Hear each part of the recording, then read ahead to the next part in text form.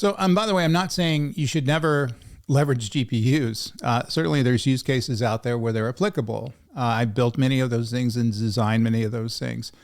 So, AI, machine learning, and high performance computing, are the few workloads that truly, justify persistent, expensive GPUs that are out there. So there's still need to use them. You just have to understand when they should be used. So mass adoption of GPUs is financially sensible only if your organization consistently runs AI model training, big data processing, 3D rendering, or massive parallel scientific work for that matter. So in other words, if you're doing a great deal of training, which is something that many people who are leveraging small language models typically won't find themselves in doing a great deal of, then GPUs may be necessary just because of the performance needs to be there to train the systems in a way that's going to make them available online with the current knowledge model in a amount of time that's going to be sensible for the business. But it should not be something where that requirement isn't going to be needed. So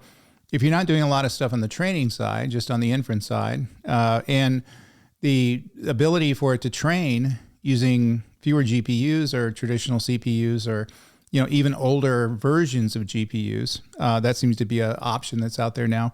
You're going to find it's perfectly fine for what you're doing. In other words, it's good enough for what you're using it for. And again, we don't want to overpay for this stuff.